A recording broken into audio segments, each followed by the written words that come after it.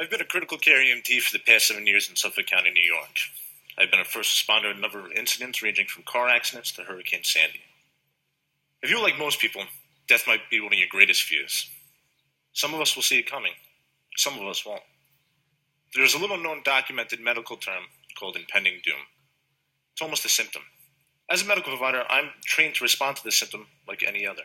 So when a patient having a heart attack looks at me and says, "I'm going to die today," we are trained to reevaluate the patient's condition. Throughout my career, I have responded to a number of incidents where a patient had minutes left to live, and there was nothing I could do for them. With this, I was faced with a dilemma. Do I tell the dying that they are about to face death, or do I lie to them to comfort them? Early in my career, I faced this dilemma by simply lying. I was afraid. I was afraid if I told them the truth, that they would die in terror and fear, just grasping for those last moments of life. That all changed with one incident. 5 years ago, I responded to a motorcycle accident. The rider had suffered critical injuries. As I assessed him, I realized there was nothing that could be done for him. And like so many other cases, he looked me in the eye and asked that question: am I going to die?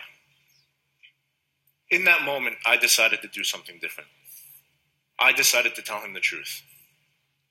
I decided to tell him that he was going to die and that there was nothing I could do for him. His reaction shocked me to this day. He simply laid back and had a look of acceptance on his face. He was not met with that terror or fear that I thought he would be. He simply laid there, and as I looked into his eyes, I saw inner peace and acceptance. From that moment forward, I decided it was not my place to comfort the dying with my lies.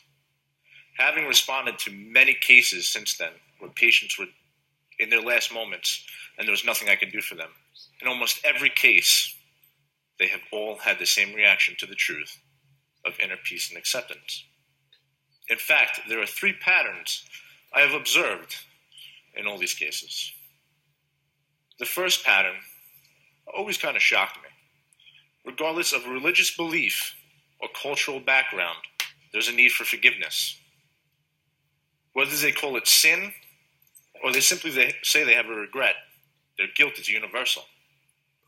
I had once cared for an elderly gentleman who was having a massive heart attack. As I prepared myself and my equipment for his imminent cardiac arrest, I began to tell the patient of his intimate demise. He already knew by my tone of voice and body language. As I placed the defibrillator pads on his chest, prepping for what was going to happen, he looked me in the eye and said, "I wish I had spent more time with my children and grandchildren instead of being selfish with my time."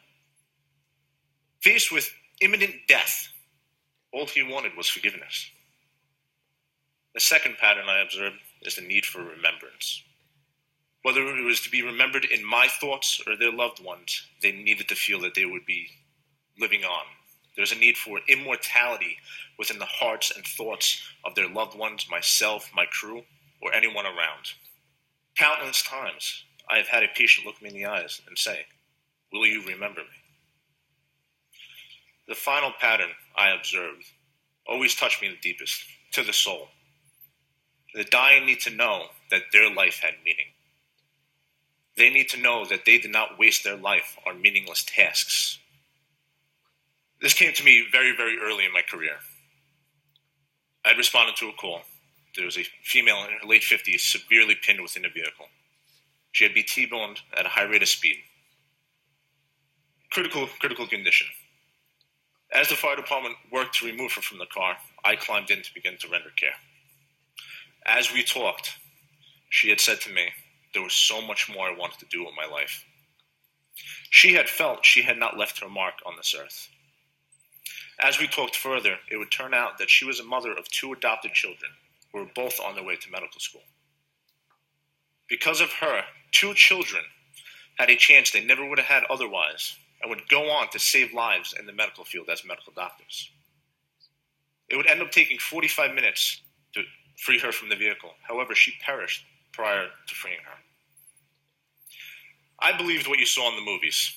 You're in those last moments that is strictly terror, fear, I've come to realize, regardless of the circumstance, it's generally met with peace and acceptance.